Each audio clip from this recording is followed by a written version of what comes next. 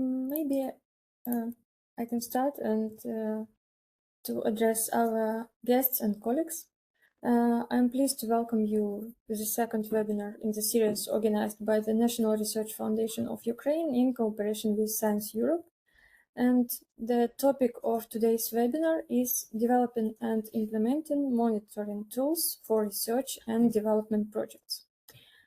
To offer welcoming remarks and open today's session, I am pleased to invite Secretary General of Science Europe, Dr. Lydia Borel-Demian, and Executive Director of the NRFU, Olga Poletska. So, Lydia, please, the floor is yours.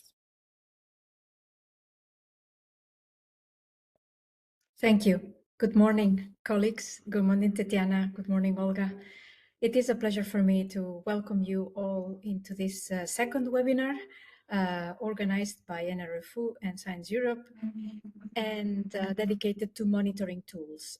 Some of you, I think, were already participants in the first seminar that we organized in September about defining calls, joint calls. And we also have another one planned in February next year on open science. These are the first three that we are co-organizing, and we decided to start small because if these three are successful, we promise to do more. The first one, I understand it was very successful. A report was published. Thank you, Tatiana and colleagues, for the fantastic report you produced out of the first meeting. And as I said at the beginning in the first webinar, these webinars are not there only to support NRFU, in the sense that I think they support all of us, because the discussions are so timely and so fruitful and useful for all that it is a two-way forward, is a multiple way forward. And I think I would be very happy to continue with this dialogue. Today we are concentrating on monitoring. It is a very good for, as I said, to all of us, not only for NRFU, and because we are all witnessing so many changes in the way research is conceived and defined that everybody needs to start a reflection on monitoring tools. And in Science Europe, we already did one 3 years ago. And I'm sure we need to come back to that because the world is changing and the monitoring tools need to be quite dynamic in response to the fast-paced change of conditions in which research is done. I would like to wish you a very good discussion. Apologize because I cannot stay. I have an unavoidable commitment. I want to hear once more expressed a word of admiration to our colleagues in Ukraine for their resilience, for their resistance, and encourage them to continue to do so. You know that Europe is with you, and we are going to do everything we can to continue to support you. And this small webinar is a proof of this.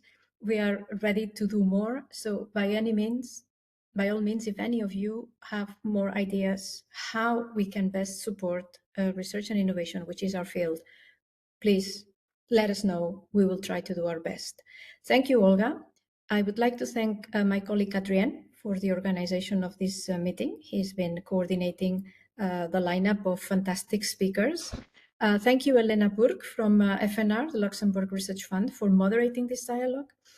And I wish you a very fruitful dialogue and very successful event. Back to you, Olga. Yeah, Lydia, thank you so much. Well,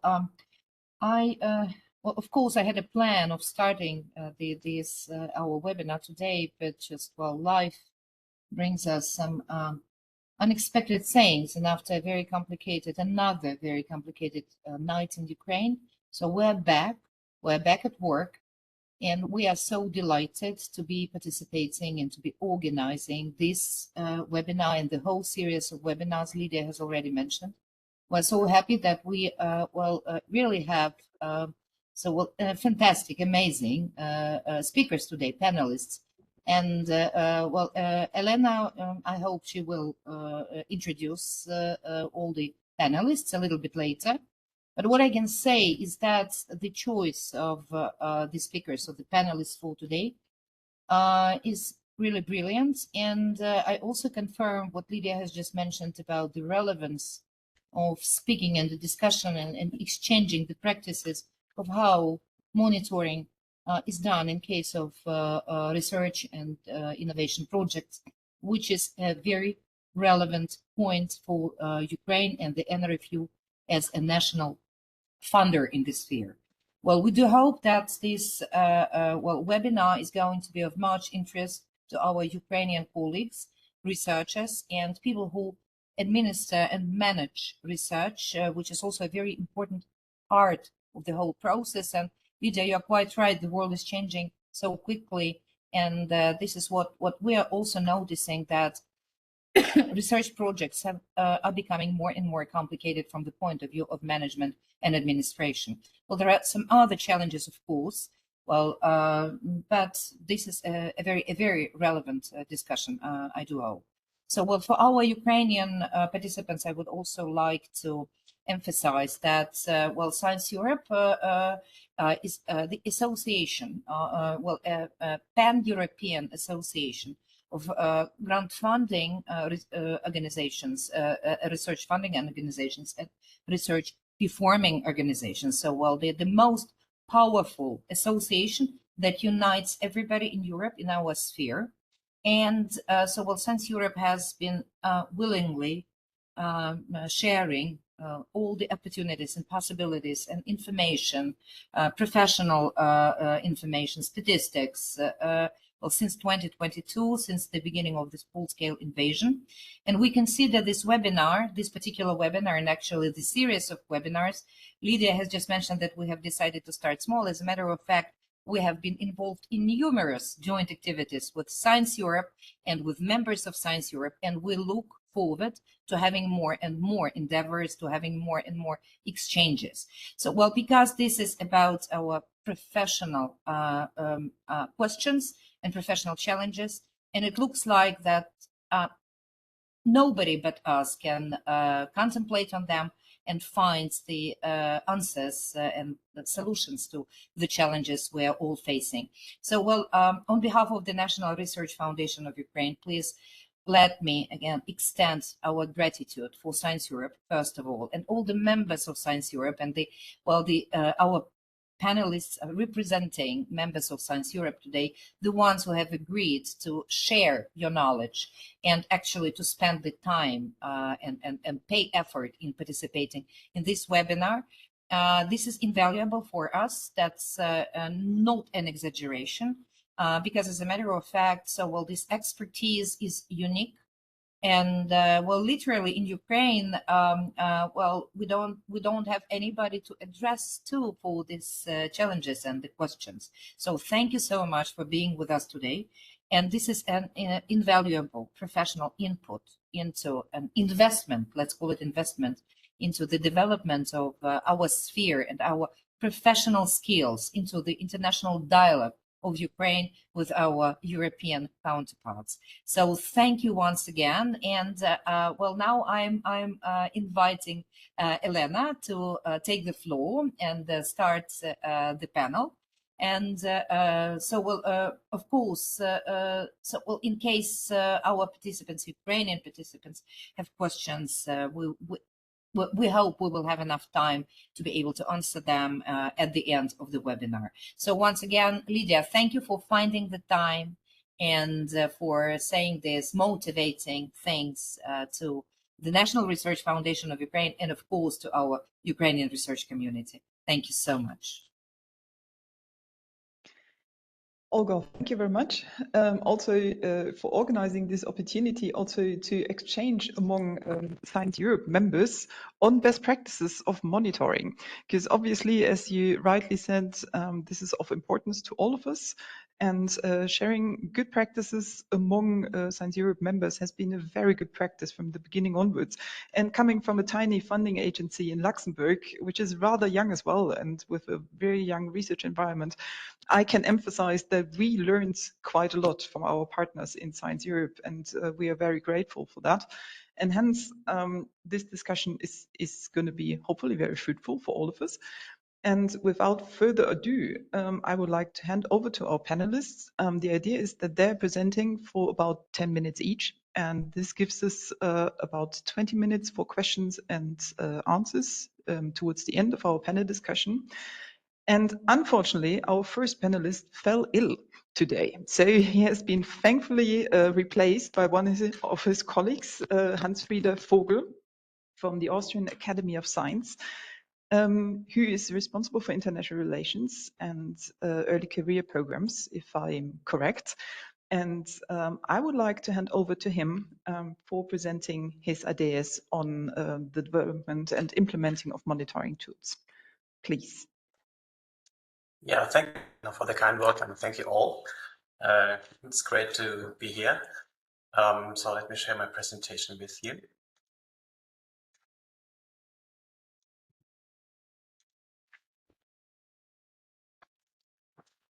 Okay, so that should work for you right now. Yeah, good morning and welcome to you all. I'm Hans-Frieder Vogel, and Alexander asked me to give you his best regards. He's head of our research funding at the Academy. He's very sad that he can't be here, but I'm delighted to give this presentation on his behalf. And obviously, I will collect all the questions that you may have, and will look for that they will be forwarded to all the colleagues here at the Academy to be answered.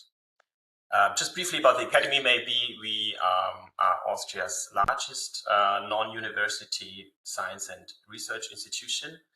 We are Austria's learner society. We have 26 research institutions ourselves, and they covering a whole spectrum from archaeology to quantum physics, basically. And a very important part of what we do is research funding. And so I'm happy to talk about that today a bit, just to give you a brief overview. How does the Austrian Academy of Sciences fund research?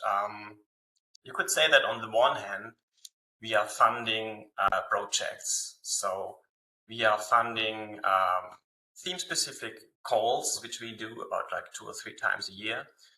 They are open to all researchers working in Austria and hosts located in Austria. And we invite individual researchers to make proposals, either individually or in small groups. They can cooperate with hosts abroad also. For those theme-specific calls that we make, these are usually projects that cover a year or can also be multi-year projects. And depending on the specific program, they range from 25,000 euro per project up to roughly 600,000 euros per project. And just to give you a rough estimate, we approximately can fund 40 projects each year and allocate 6 million euros every year. So, but this is just a rough number. To give you 2 examples, for example, 2 years ago, we could start a program on the research on so-called microdata, so administrative data that is collected in ministries and bureaucracies, and scientists can do wonderful things with that. But we also have a very nice program on heritage science, which is very interesting for the humanities. And so this is another example for project funding we do. Another thing, the other kind of research we do is funding persons, actually. So we make ad personam funding available each year, which is also open to researchers in all of Austria. And those grants actually can be used with hosts in Austria, but also with hosts abroad. So you can go to another host that is not located in Austria with that grant. We cover pre-doc and postdoc programs both. And also these grants can cover a year or can be a multi-year design. And depending on the grant scheme, they cover from 15,000 euro to 400,000 euro per grant. And as you can see, like we at the moment have the opportunity to allocate about 10 million euros each year in these teams. Just to give you the two maybe most important examples of this kind of funding we do. The one is our doctoral fellowships, which is kind of pre-doc grant and is up to 36 months. And it's actually the only opportunity in Austria to get an individual pre-doctoral doctoral fellowship, independent of a research group or anything. And the other one is our APARCH program, which is a postdoctoral fellowship that, depending on the particular scheme, can go up to 48 months. And just maybe to put those numbers briefly into context, of course, the academy, our numbers, if you look at the quantitative side, we do not compare to the Austrian Science Fund. Of course, they have much more money to spend each year. I think you are going to hear those numbers also. But because of our specific designs, we make our own unique impact on the research landscape in Austria. So then briefly to monitoring. Maybe just some general remarks at the beginning. If you're talking about monitoring, we actually are talking about regularly checking in with the project and with the project investigators. Is your project on track? Or are there any changes? How are you faring? And the second important element is that the funds, the payment of the funds is depending on those regular reports and basically on the track record. So we never, and this is an important thing to know, we never give all the funding, all the whole grant away at the very beginning and like leave the young researcher with 400,000 euros or even with the whole amount, because also this would kind of be difficult for them to manage that much of money. Instead, we give the funds away in portions, and each year we ask for the reports, and depending on the progress and on the track records, and we are prepared to pay the next amount, the next rate of the funding. From an operative point of view, this monitoring starts with the decision of the grants and ends with the final report after the project or after the grant is ended. However, and this is another important thing you may note, if you are thinking about monitoring a project or monitoring a grant scheme, you should think about it at the very beginning. So at the moment you start with designing your funding program, also start about how you want to monitor it. And begin even in your call, make it transparent and make it clear to your target group what you want to do, what do you want to know from them at which time during the project progressing, because it makes it easier for them if they understand upfront what you need from them during the monitoring process, and it also transparently lays out the way up ahead.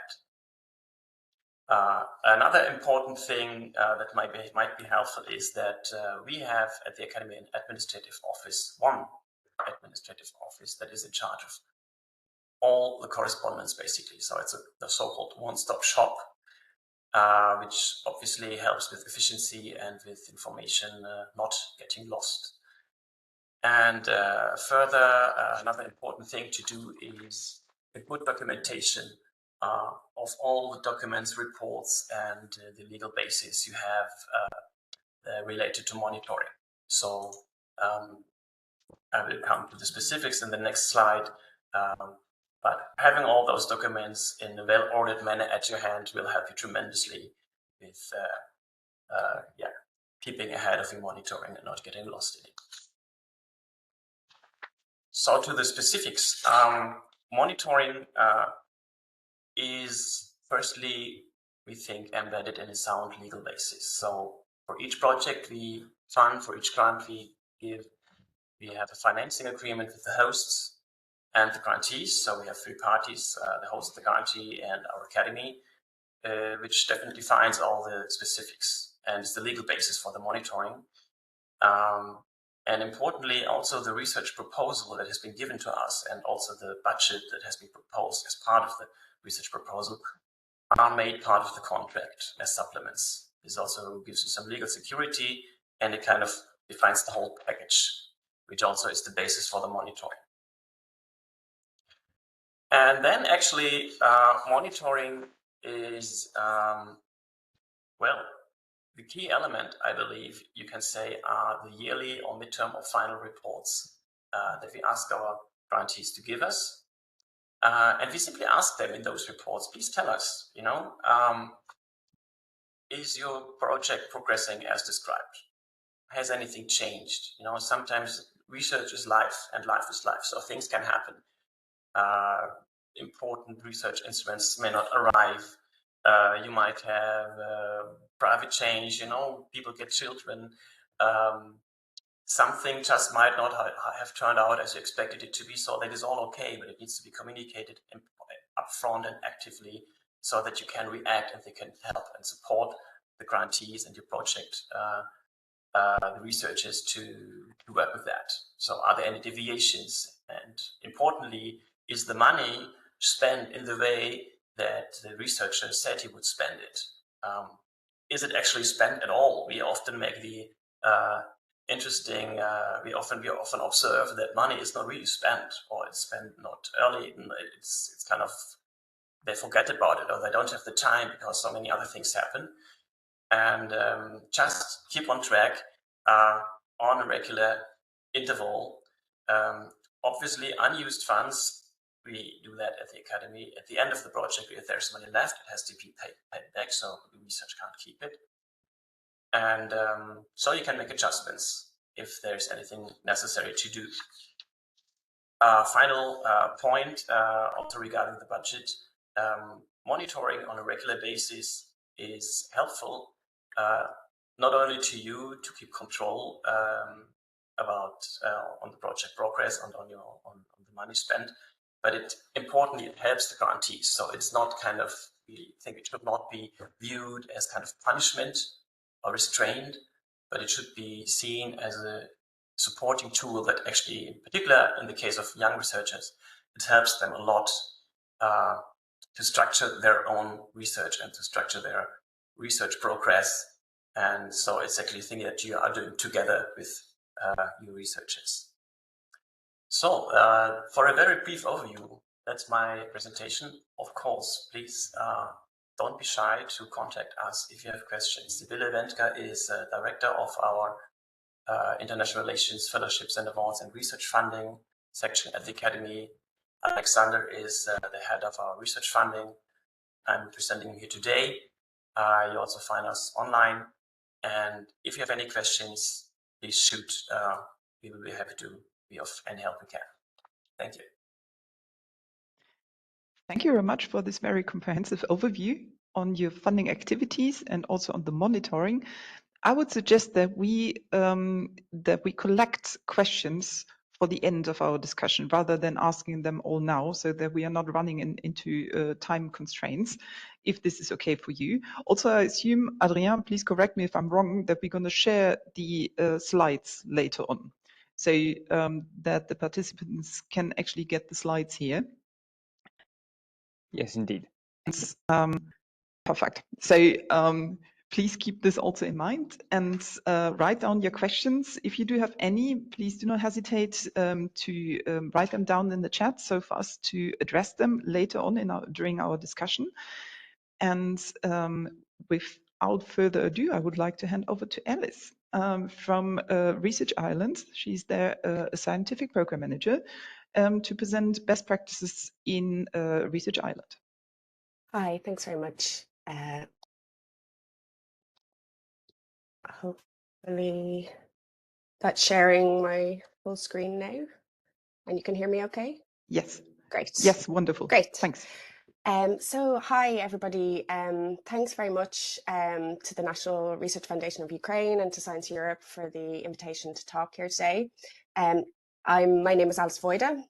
As mentioned, I'm a scientific program manager in Research Ireland, and I'm going to speak today about monitoring tools that we use for tracking our awards. So a little bit of an introduction about Research Ireland. So it's the largest competitive research and innovation funding agency in Ireland.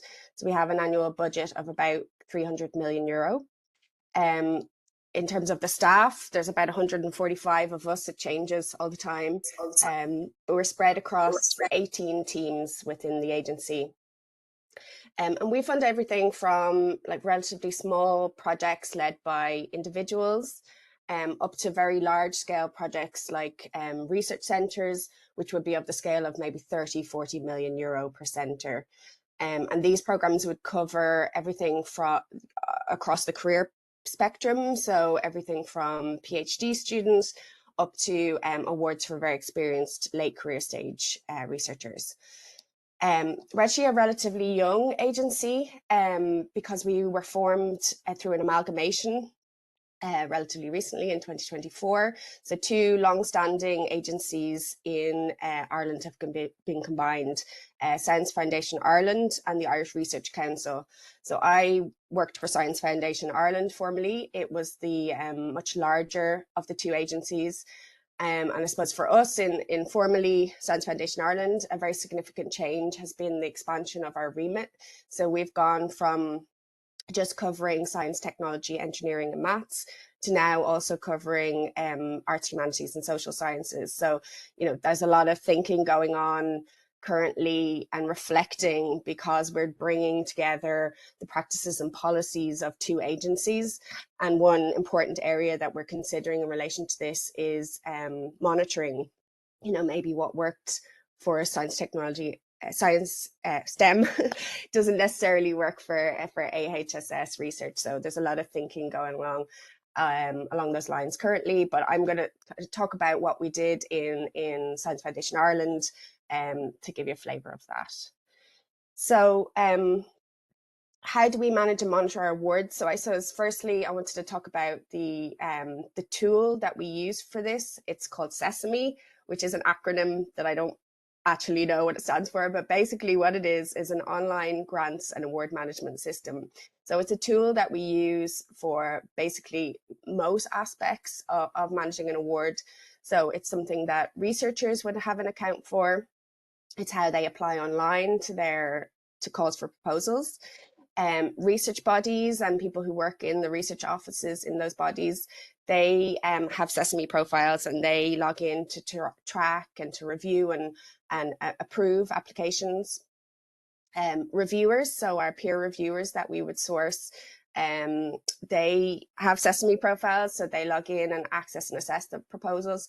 And then I suppose what's most relevant to what we're talking about today is once those awards are made, Sesame is how researchers keep a record of the outputs from their activities. So they have a profile where they do that, and it's how they submit to us their annual progress reports and their financial reports.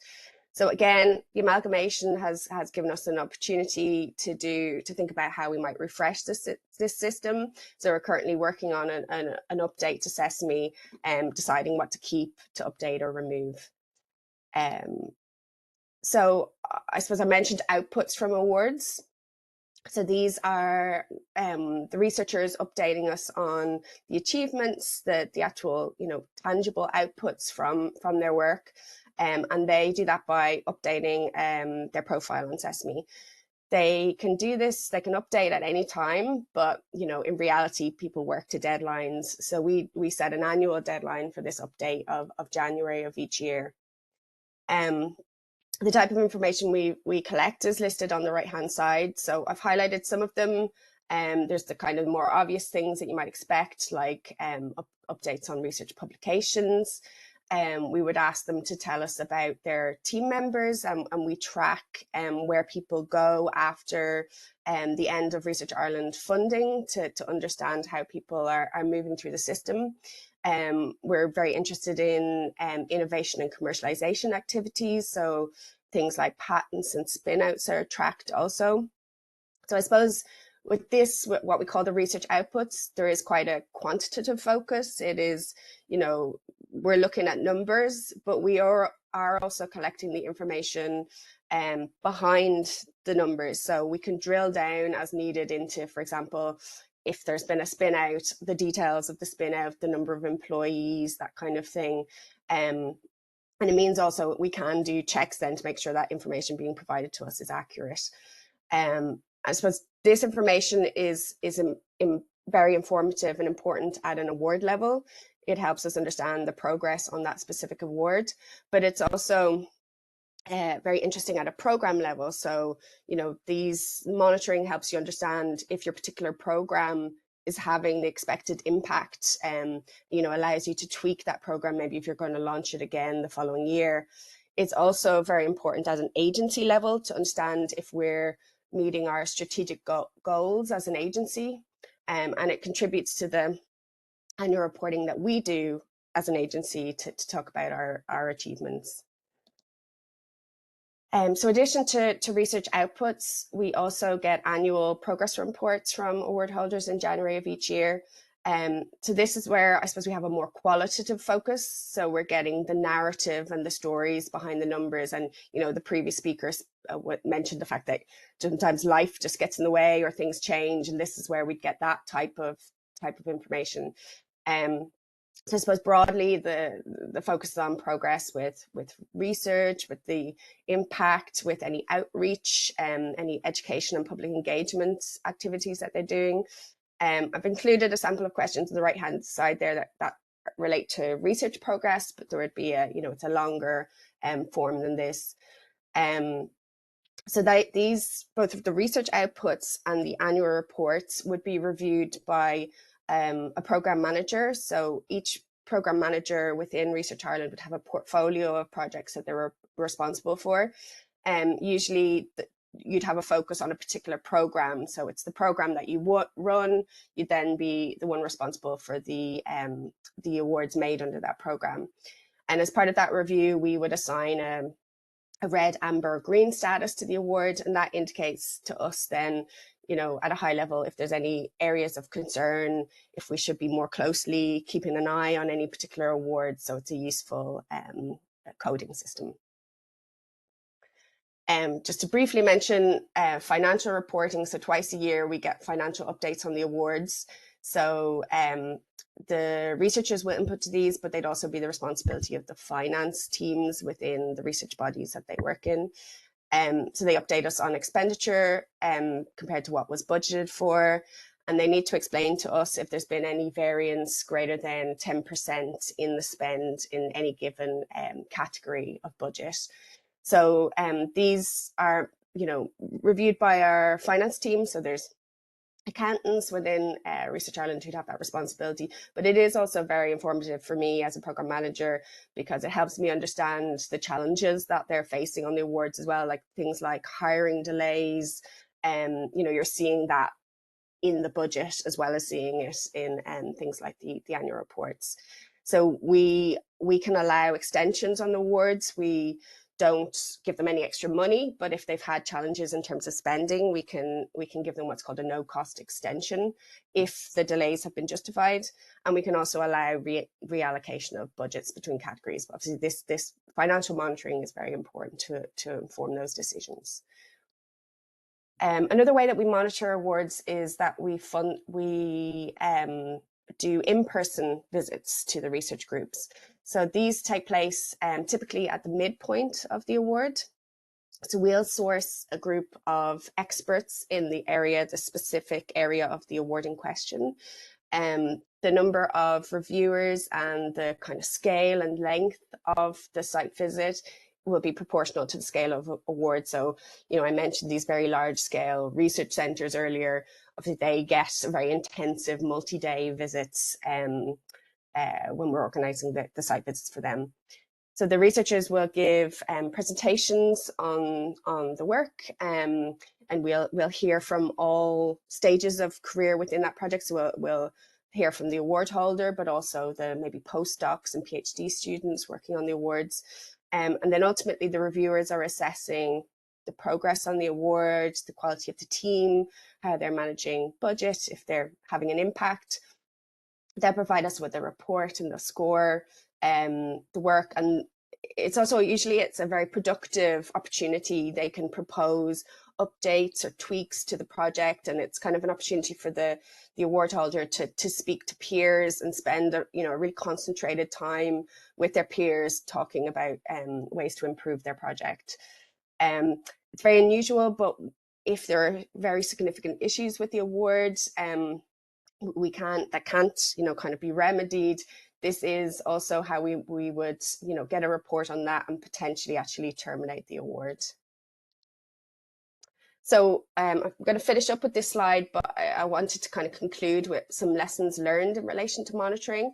So I suppose the first would be to try and bring the research community along with you as the funder. So nobody likes reporting. The community don't, you know, look forward to doing these reports every year. But I think it's important to explain why reporting is so important and what the information is used for.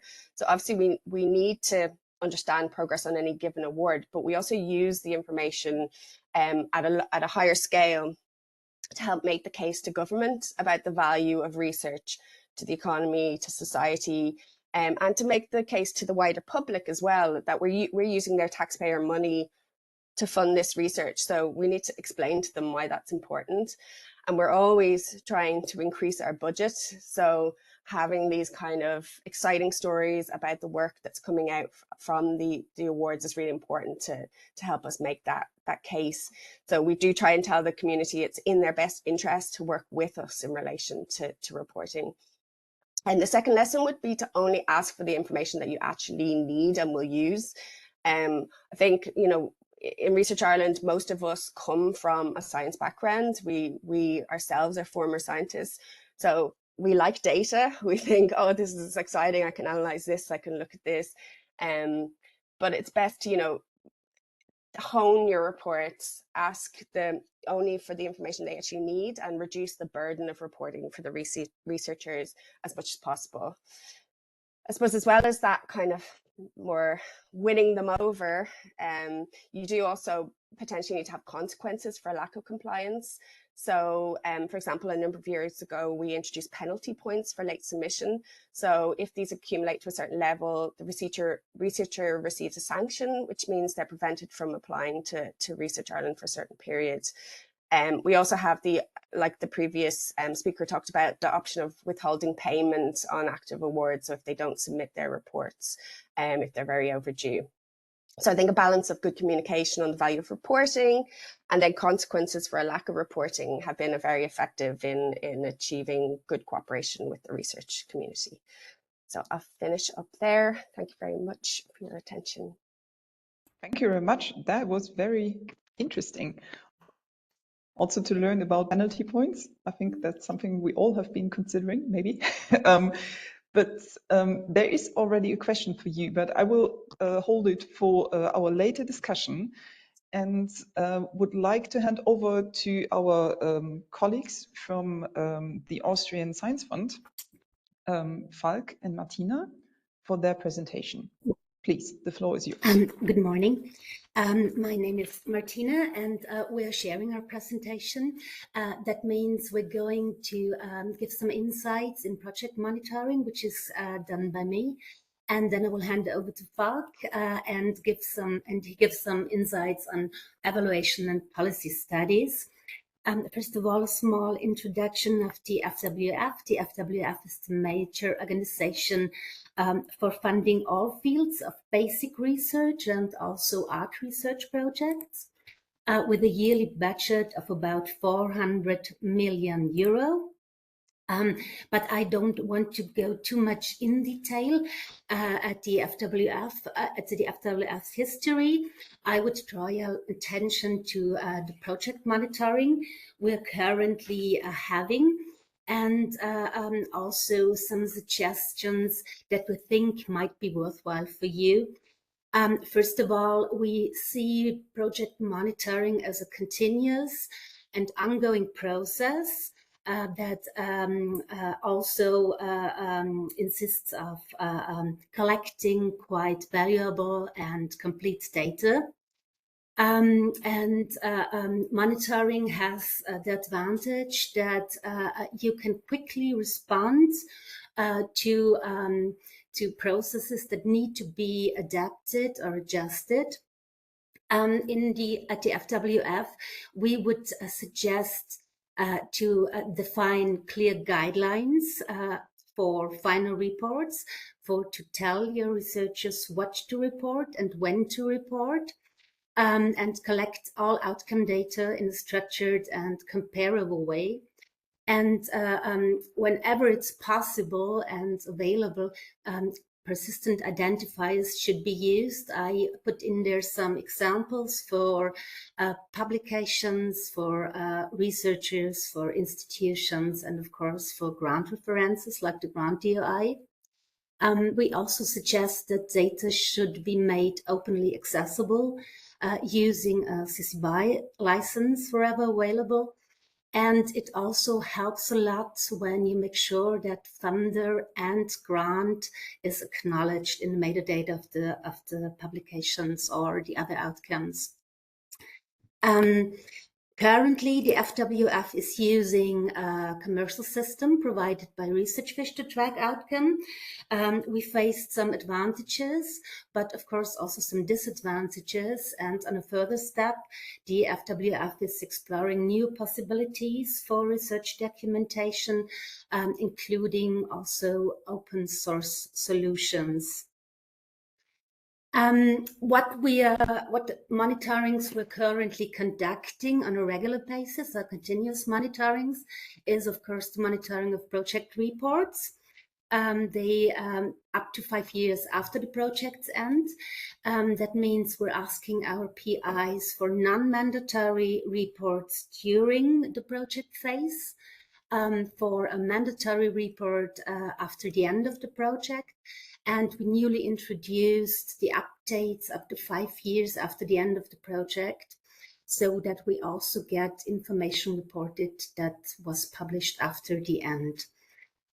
We also have a monitoring process for the open access compliance with the FWF open access policy, open science policy, which includes a publication as well as research data. Minor program monitorings are done directly at the FWF on a regular basis. And we also publish and have a look at the final project report survey. That means we're asking our PIs in the final project reports and feedback on the various phases with the collaboration of the FWF from application to final reporting. And by doing so, we can also quickly respond on any deviations or can improve our processes. The next thing I would like to point your attention to is the FWF Research Radar, where we have the external presentation of our project input data as well as of output data if already available. Which gives a quite good insight of how projects could fulfill their aims, also for the public. And last but not least, an example for the studies that are being done at the FWF was this external study that was published in 24 about the economic impact, which showed that although basic research is supposed to have long-term effects, there were many projects that could be spotted that also had mid-term and even short-term effects. All information provided within the presentation is linked, so you can find, if you're interested in any information, in the links. And now I would like to hand over to Falk for the evaluation and research studies. Yeah, thanks very much. I will give you a very short introduction in our instruments we are using for assessing our funding programs and our research policies. And I'm starting here with general principles. That means funding programs and the research policies are externally reviewed on a regular basis. That is always publicly tendered. That means we have external experts. The cost of such a program evaluation or study is around 70,000 to 100,000 euros for such an evaluation. Program evaluation is looking to the design, the process, and the impact of the program. Studies analyzes the effects and acceptance of research policies. All of the evaluations and research policy studies are published openly accessible, and we have done since the last 20 years around 38 studies and evaluations. When it comes to program evaluation, we're using normally 4 types of that. That means we have an ex ante evaluation that is evaluating a single program after a certain period of time. That is often used for programs with a long lifespan. For example, normal single grants. Then we have program evaluations. That is a common evaluations of similar programs or of an entire program portfolio. Ongoing evaluations is an approach we're using often for programs that have a very short lifespan, and it evaluates the application and the decision-making procedure. And then for rather small programs, we have key performance indicator monitoring. When it comes to research policy studies, what I mean by research policies, I mean the framework conditions within the research should be carried out. That means research assessments, open science policy, research integrity, gender and diversity, and so on. And what we have done so far at the FWF is we have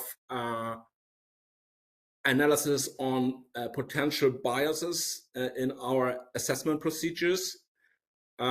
We analyze the outcomes of FWF project. Martina just mentioned it. And we have surveys among the scientific community. Our last survey from this year was focused on the positions of postdocs. And finally, we are a member of the so-called Research on the Research Institute, RORI. That is an international platform of more than 20 public or private funding organizations, including also researchers, that uses data and experiment-based studies to examine how research policies are implemented, how they are conducted, evaluated, and communicated in order to optimize these processes. Thanks very much. Thanks a lot. And it really shows that monitoring is comprising a lot of aspects. Not just for individual projects, but obviously also for the sake of how we are running our programs and the evaluation of an agency itself. With that, I would like to hand over to Estefania from the Spanish State Research Agency. Good morning. There you are. Good morning. I try to share my presentation. Good morning, everyone.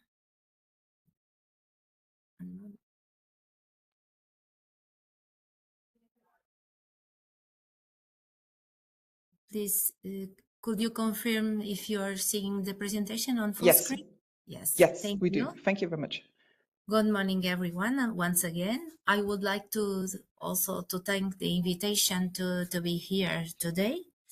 As you said before, I represent in this case the Spanish State Research Agency. In our case, our agency is responsible for the management of the programs, instruments, and actions that are awarded within the framework of the state plans for scientific and technical research in Spain.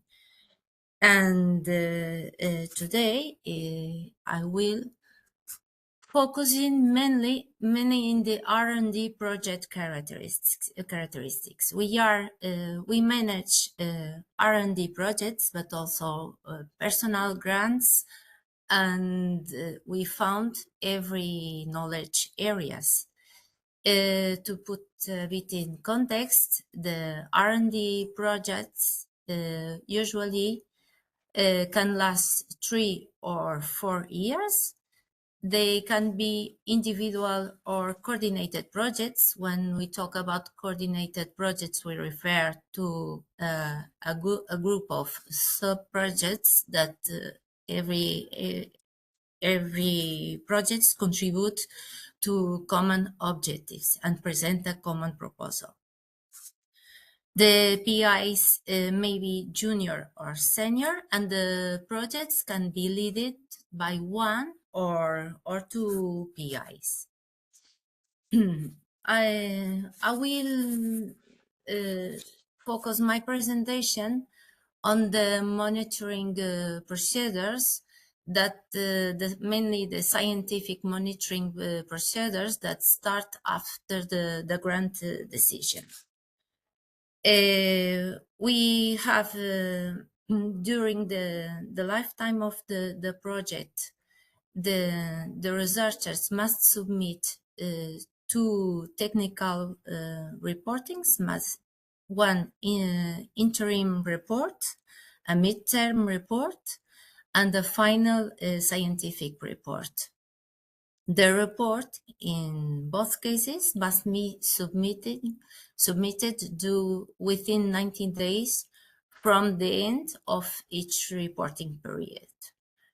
The midterm report is due after month 18 for the 3-year projects or after month 24 for 4-year projects.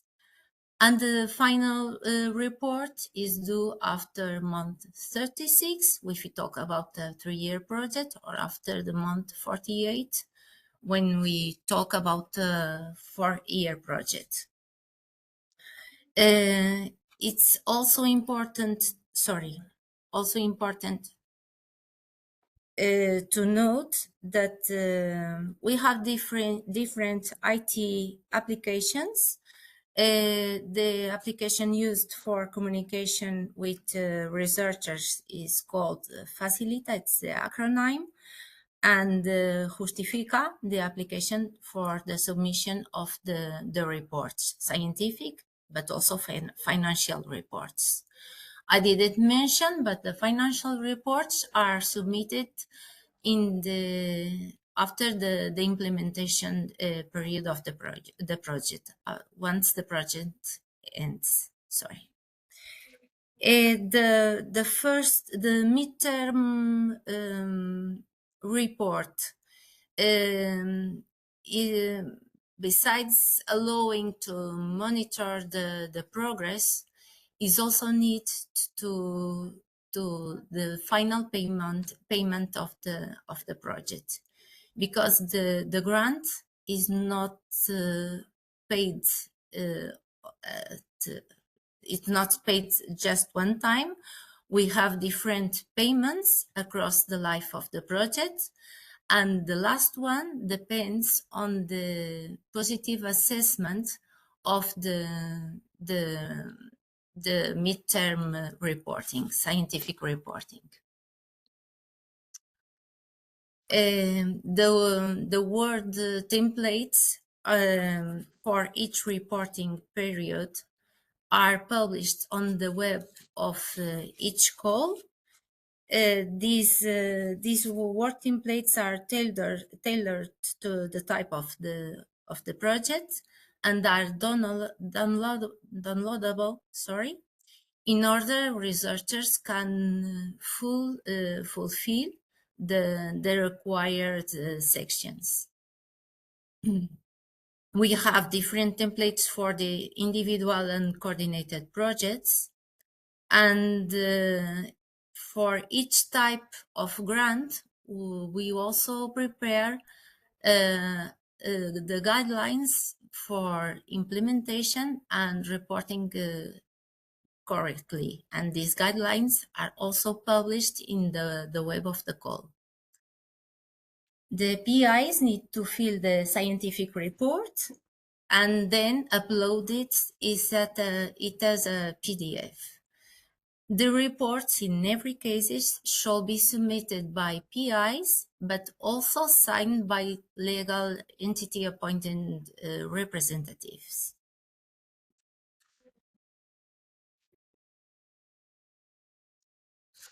In the reports, there are some topics that must be fulfilled concerning the achievement of the objectives with respect to those that were committed in the project proposal, the activities that were performed during the project, the major results achieved. In this case, they may indicate the publications. In every case, the publications that were performed during this project must acknowledge the funding received and indicate the reference of the grant. And this obligation also applies to other possible outputs of the project. PIs may also list dissemination activities, transfer of results, international activities, or collaboration with national as well as international groups.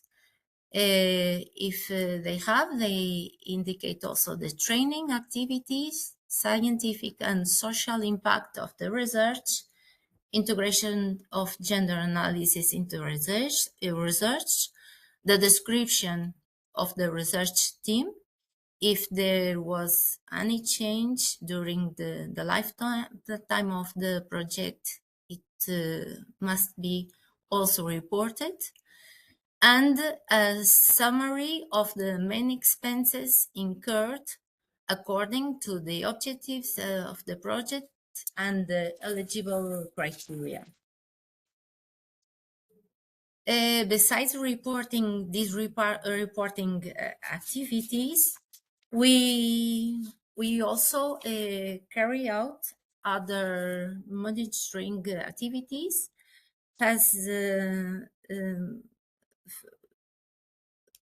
can be face-to-face scientific follow-up sessions. These are in-person site visits that allow the project managers and the expert reviewers selected for those activities to better know the progress of the projects and to clarify some aspects that weren't not properly explained in the reporting. Usually, we carry out these visits with the projects that are in the last year of implementation. We select a sample of those projects, and the participation for the selected projects is mandatory. In every case, the results must be presented by the PIs. The assessment of the scientific and technical monitoring report, as well as the rest of the scientific activities, is carried out by the members of the scientific panels, the experts, and in some cases we count also with external experts. These experts represent all the knowledge areas, and after the monitoring is completed, we generate a communication that is sent to the beneficiaries. If one of these reporting activities is not fulfilled, it may have consequences to the grant and to the project. If the PIs don't present the midterm report, we can interrupt the project, ask the reimbursement, or decide that the last payment can't be perceived. If it is the final report who is not submitted, it could lead to a total or partial reimbursement of the grant. It's important to note that when the researchers, the PIs, submit the final report, they must also submit the data management plan of the grant, of the project. And finally, I would like to note that during the life of the project, some amendments can be requested against to the conditions that were in the grant resolutions. In every cases, these amendments should be requested at least 2 months before the end of the project implementation.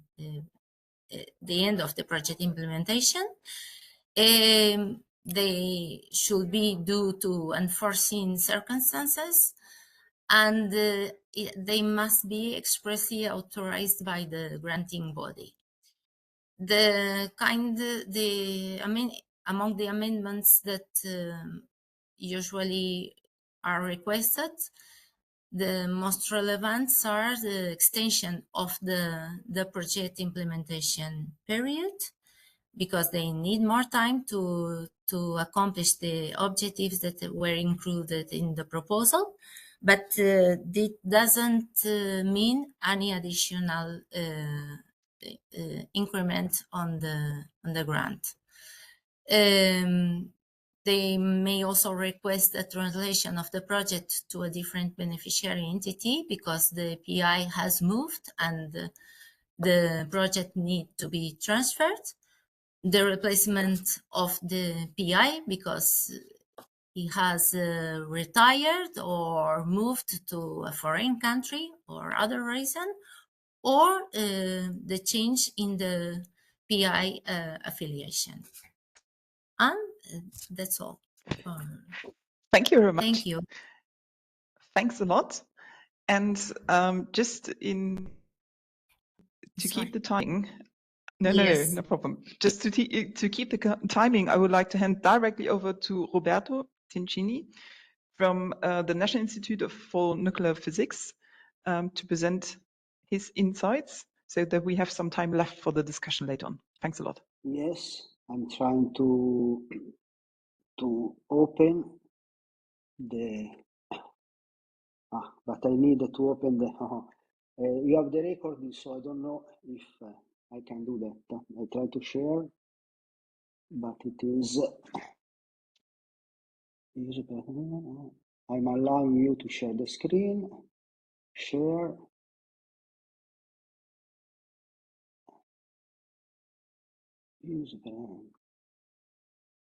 So difficulties in sharing the screen, I'm sorry. Do you see the screen? No.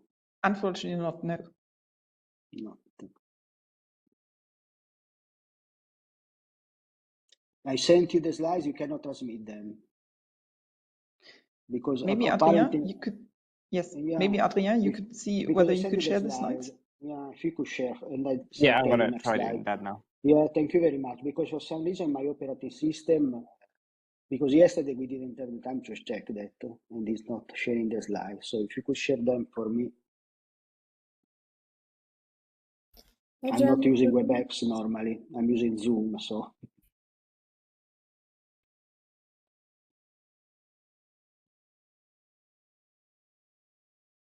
Maybe you could start without your slides, and I think Adrien is going to bring them up. Yes, I can. Yes, I can start without the slides. So I mean, we have.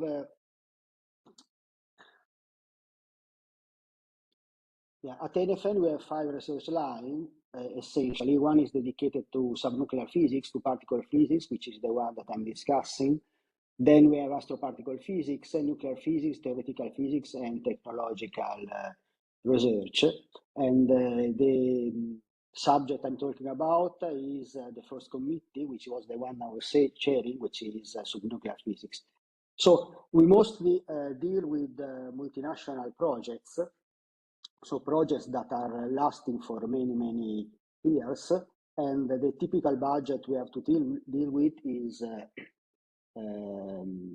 between 20 to 27 million euros per year. And these are so the monitoring of the project is a very important aspect. The committee is formed by 21 coordinators plus a few observers by other committees of NFN, and we have more than 50 external referees. And we are monitoring projects with where there are FTE, so full-time equivalents, which are of the order of a few hundreds. The typical total number of FTE we have in the projects that our committee is dealing is 1,000. So the monitoring I was talking about, so I don't know if the slides are already projected. Yes, okay. So very good, thanks. So we are on the second slide. So you see, this is the typical size of FTE, full-time equivalents, over the years, and you see that there are, normally we are in the positive situation that we are increasing the number of people that are interested in our subjects. In our committee, sizable fraction of the budget is related to physics at the Large Hadron Collider, so at CERN. But we have projects which are all over the world, in Asia, in China, in Japan, for example, and of course in the United States at Fermilab in particular, dealing with the neutrino physics and so. You can go to next slide to just have an idea of next one of the fact that these researches are spanning over a long period of time, and I will take as an example the LHC Large Hadron Collider schedule, which you see we are now it started essentially near 2000, and now we are 2021, and it is approved, the project till 2041, so it is 40 years. So if you have to monitor projects which are dealing with hundreds of people, thousands of people, in fact, with budgets of this kind, the monitoring of the project done in a professional way, we find that is extremely important. So if you go to the next slide, just as an example, I'm taking the upgrades that we are essentially doing now of two large experiments, which are called ATLA and CMS. You have there a sketch of the region around Geneva. So this is CERN, this is a Large Hadron Collider, which is underground between 100 and 150 meters, and these are two big objects. If you go to next slide, please. You see the big apparatus. In fact, of these two apparatus, the one on the right is about a factor 2 smaller than the one on the left. CMS is smaller, and you can see the size of the little human being there. These are complex objects. The cost of the upgrade, it is more than €500,000, euros, and our budget, it is about the dedicated NFN budget, which is about 10% of that, which is 56 million euros. We have involved 660 physicists, which is 10% of the total number in the world, and there are 255 institutes from 57 countries. By the way, there are, in one of our experiments, which happens to be my experiment, is CMS, there are two institutes from Kharkiv, so we have collaboration also with Ukraine. So if you go to the next slide, thanks. As I was saying, it is very important the use of management tools to monitor these large projects. So it is important to have proper project scheduling, Gantt charts, and to monitor the evolution of the project in a constant way. What we do, we have a set of referees for these projects that are monitoring the project, and they're checking the evolution on very frequently.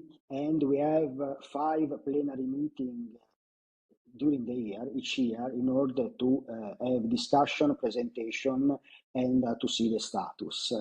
I noticed that in the previous presentations, you mentioned the use of the giving grants and taking away grants, these sort of things. So we have the money, the funds, they are set on a common database. So we monitor on real time the use of the money. And what it is not used during the year, it comes back to our committee, and we discuss the use the year after, together with experiments and the referees. So what it is important is to follow the schedule of the project, of the various items in the project, and to check that when you have to complete something, there is enough contingency to end the project, because at the end you have also always a commissioning phase, and this is very important. If you go to next slide, another important point. So this monitoring is done typically with professional and with commercial products like Microsoft's project or Merlin, but we also made tools, because you always need to have something which is adapted to your own needs. So these are the dashboards for the completion of the projects, for the upgrades, where you see in some cases you have also extra costs, which are always subject of long discussions. And this is just a summary of the status of the project now, in order to monitor the global completion of the most important parts. If you go to next slide, another important issue is, okay, this is another example of homemade tools related to the completion of these projects over the year, but go to the next one, where I want to make an important point. It is important to set milestones, regular milestones, which are monitored by the referees. And for this particular project we are looking at, there's a team of 7 referees, so they're checking the evolution of the project, and this part is particularly important, and reaching the milestone, it is an important point to have then to continue with the allocation of the funds in the next year. So this is this example that I just used, which is these 2 large project at LHC. And now, just to tell you that we will have another large project to monitor. It is just the last slide. You see, it is even larger accelerator, which is we are discussing at CERN, close to the Lake of Geneva. And this will be a project which will last more than 50 years. So again, it is we need to have a specific monitoring of this, because it is a really long time endeavor. So this is something that we are monitoring is particularly important. Thank you. Sorry for the technical problem. It is my laptop. No problem at all. Thank you so much for your presentation, also highlighting an example of a very long-term program funding or project funding, but here in a very long time at a very large size, which is quite different from the project funding which has been presented earlier on. So I think this also shows the broadness and variety we need to address when discussing monitoring. And we do have ample of direct questions in the chat, but I actually wanted to start with a general one to maybe more or less all of you. Who in fact is responsible? So who is going to be the one, first of all, to present the report? Is it the PI, or is it the PI's institution? And is it the same for, let's say, the scientific reporting and for the financial reporting? I think some of you have been detailing this in your presentation. But there are a lot of questions concerning that. And also then, of course, in a second step, when do you involve external reviewers in the assessment? And are they also involved into the, let's say, more technical financial reporting, or only in the scientific content of a report? Who would like to start? Just speak up. I do not see a lot of hands. So whoever wants to start, just please start. Well, sorry, please, we go on later. Okay, if you allow me, as I mentioned during the presentation, in the Spanish case, the scientific reporting must be submitted by the PI, but it requires that the representative authority of the entity sign the report. If the PI were ill or couldn't present this report, the authorized representative authority could do it in her behalf. For the financial report, is the representative authority who submits the state account and all the reporting. Martina, please. Yes, at the FWF, for the financial reporting, that's completely up to the research institution. And the scientific reporting is up to the PI. The research institution doesn't get involved. If the PI isn't able to provide a report, we're asking for project participants to provide a report.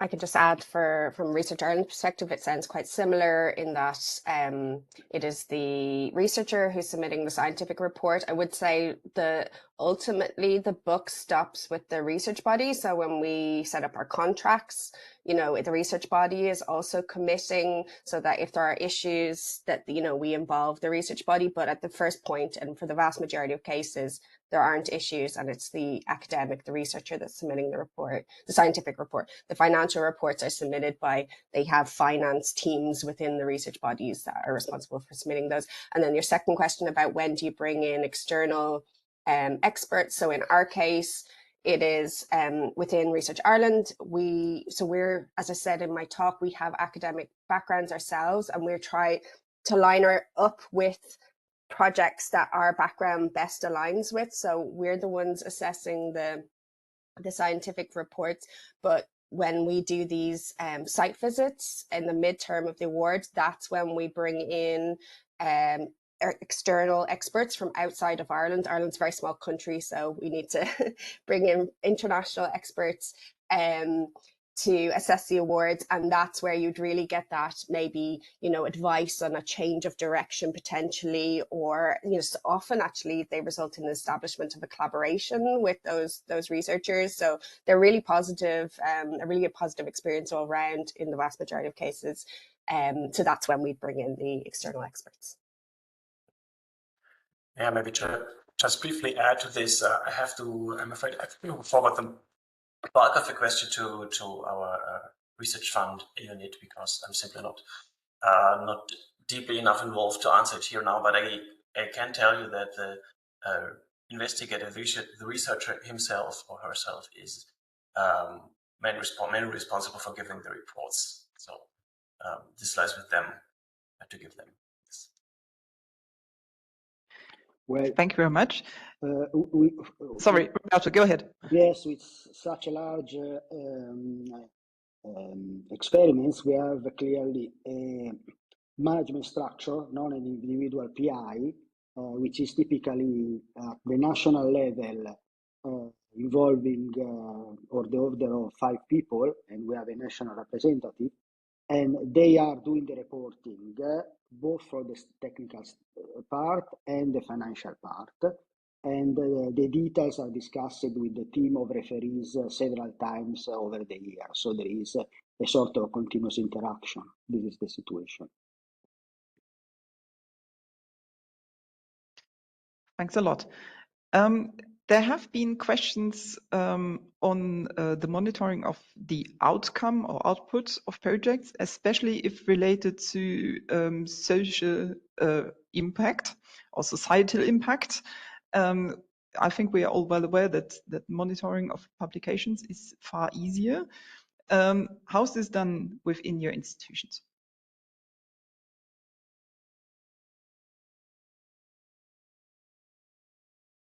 Well, I will start again if you allow me. In our case, in the reporting templates, there is a specific section that need to be fulfilled by the researchers, and it will of course depend on the thematic area where the project work was carried out. When we talk about social economic impact, it will depend on the kind of research that was done, but it could refer to the creation of jobs, of new jobs, or the improvement of some infrastructure or any service that could be useful to the rest of the people. Sometimes some projects related to education or other thematics go to high schools and perform training activities to the students of high schools. It will of course depend on the project. So for us in Research Ireland, I think we've been on kind of a journey with the research community for quite a long time on the discussion of what is impact, what does impact look like, what kinds of impacts are we interested in, and it's not to say that research isn't valuable for research's sake, that we're not, that is, and that can sometimes be a bit of a challenging conversation of, well, I should just be able to do my research because it's interesting, and why should I have to justify it from an impact perspective? But I suppose what we've tried to do is, again, I mentioned it in my presentation, but kind of explaining that just that impact piece is really important when we're talking to government and when we're talking to the wider public, to say, like, this is what your money is doing. This is why it's so important to fund research. So we're in that challenging middle ground of being scientists ourselves and knowing science is important, but then trying to justify the budget. So I suppose what we've done from the perspective of impact is we've tried to, as best we can, have different categories. As the previous speaker mentioned, you talk about economic impact, you talk about maybe health and well-being, the environment, job creation and economic impact. And vast researchers, when they're both writing their application to tell us about what the potential impacts will be, and then when they're reporting, to try and put it in under those various headings and then give us the nice stories. So, tell us what it is that you're doing that people would get excited about. But it definitely is a journey to kind of get people on board with why reporting on impact is important. Thanks a lot. I think this leads us directly to the FWF, because you're the only ones asking for reports after the end of the project. How do you make this possible? So is this a contractual binding to the institution? Is it for good scientific practice? No, it isn't. That means contractually binding is only the final project report, and the updates, they may happen if PIs want to report some new outcomes. So we depend on the PIs and their willingness to let us know about any kind of further outcomes from the project. Thanks a lot. There are some very specific questions on what happens if there is a change of PI required. I think as we learned from Hans Frieder in the first presentation, there is always life coming in between whatever has been proposed some times ago and the project implementation. Do you have specific rules on when a PI can be changed? How is this handled? Could you please just shortly elaborate on this, because we are a little bit running out of time?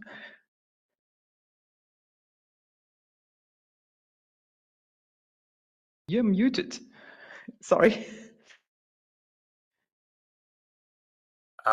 Me? Okay. We do have specific rules there, also depending on the specific program.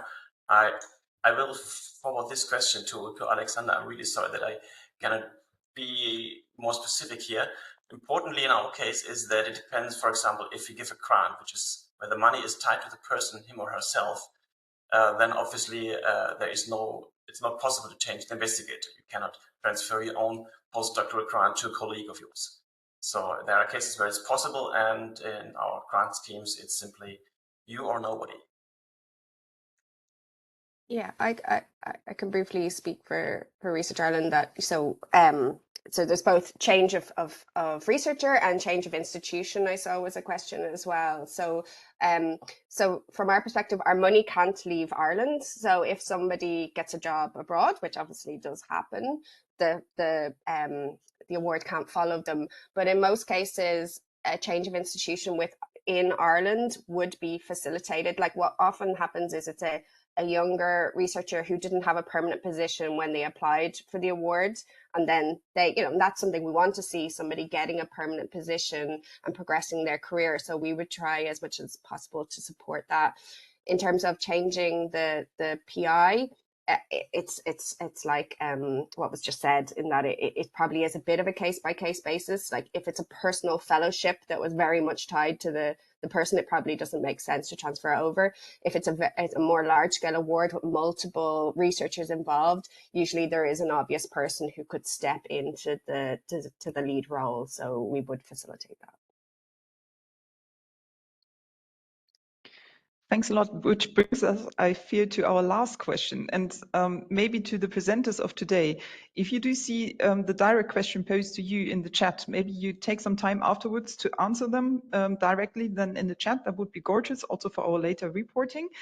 But I think maybe the one question we will have to address, why does it matter? So why is reporting? Obviously, it's laborsome for the researchers, and we do see that you're applying also different periods, surely also depending on the specific grants in place, on whether you do apply annual reports or midterm reports or just final reports, whether they're mandatory or not. But I think you all elaborated during your talks already, but maybe you should summarize it again towards the end of the discussion. Why does it matter, and how can we communicate it, why it matters to the research community?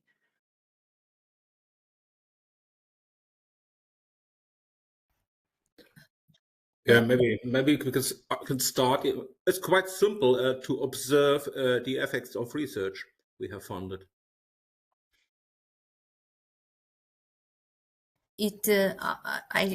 I could also add that it allows to help researchers to improve in those cases where some difficulties arise during the project. And in our agency, we also use the results of the scientific assessment for when we are evaluating the following proposals from the same PI. The results of previous projects will, in some cases, it's not mandatory, but in some cases they are useful in order to decide if a new grant should be awarded or not. Then I'll just add the same as what's just been said, but then also at that higher level of, we have a duty in Research Ireland as well to inform the general public about the value of research. We need to know what the research we're funding, what impact it's having, and what the outcomes are to be able to do that. And as I said already, we need to persuade politicians that research is worth investing in. So again, we need to have the actual data to back that up. So that's another reason why reporting is important to us. If I can add something, communication to the public is extremely important, and we are doing it at two levels. One is with the General Communication Office. It is done also individually at the level of each experiment through social networks and so on and so. But there is another point which is very important, at least for us, and it is the technological transfer, the spin-off of this research to the real life. I give you an example of spin-off that we advertise typically. It is the World Wide Web. When I was doing my experiments in 1990, I was using the first web pages that were born at CERN in order to communicate the results between scientists. We didn't have any idea about how this was going to develop at the level of today. There is impact on medical science, for instance, of the research that we are doing. And we try to communicate that to the public because it is very important that they know what is then the impact on real life of research on the fundamental level.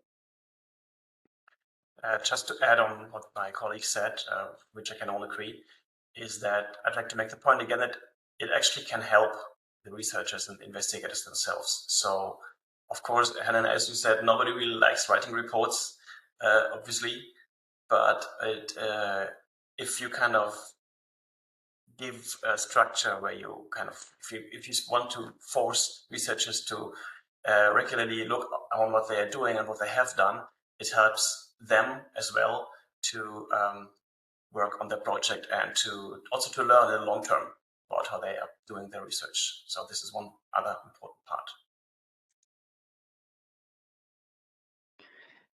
Thank you very much. I think it showed again the importance of reporting.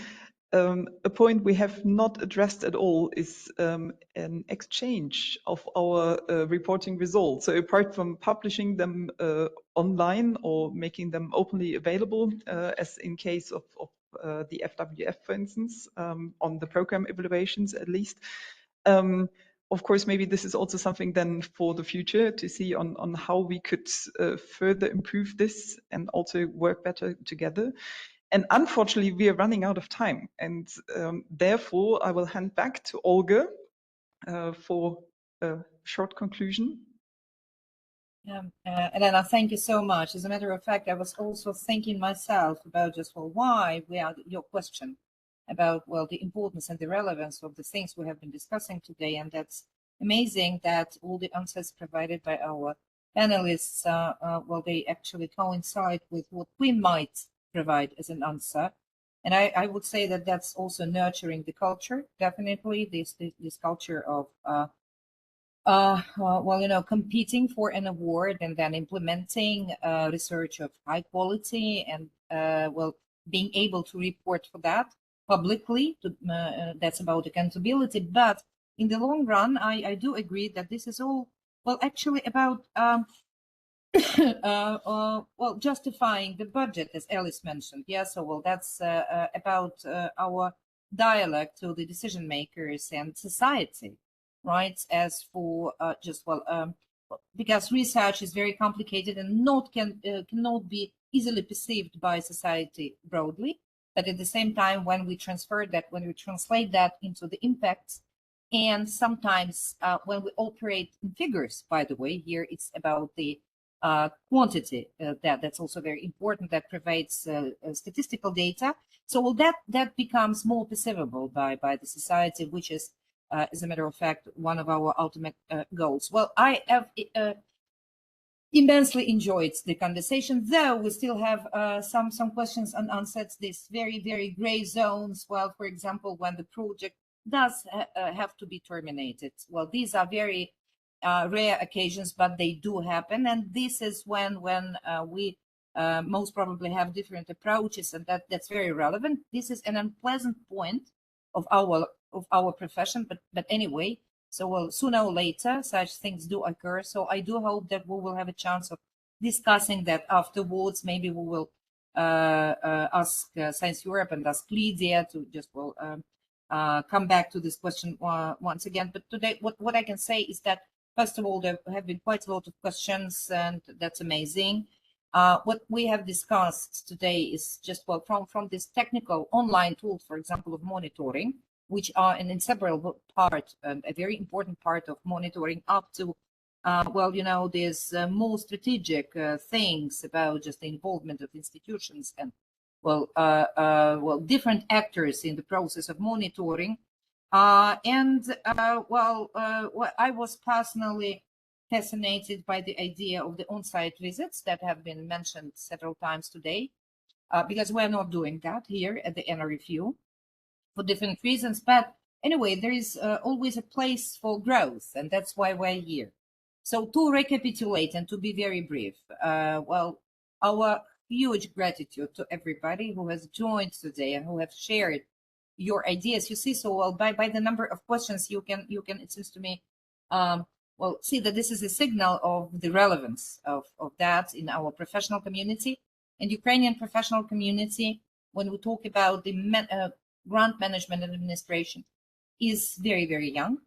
We're learning from you. And as I have already mentioned, this is, well, by far the only source. So we are very grateful for you, and we very much look forward to our future encounters and possibly even collaborations. Because now you can, it seems to me, you can understand that just, well, the topics that are relevant for you as research funding organizations and the research performing organization, well, they are relevant for Ukrainian colleagues just as well. So, well, please enjoy the rest of the day. Thank you once again. Well, again, immense gratitude to Science Europe. Elena, to you for your amazing moderating. So, well, we are, well, just about in time for our webinar today. And so, well, the recording of the webinar will be available publicly. So we hope that, well, because for Ukrainian participants, again, after the aftermaths of the nights which we had, for some this is impossible. That was impossible to join online, well, in real time due to very objective reasons. So we are providing the research community with the opportunity to listen to and watch the webinar recorded after after it ends. So, well, once again, thank you on behalf of the NRFU and on behalf of the Ukrainian research community. Thank you. Thanks very much. Thank you. Thanks a lot. Bye. Bye-bye. Take care.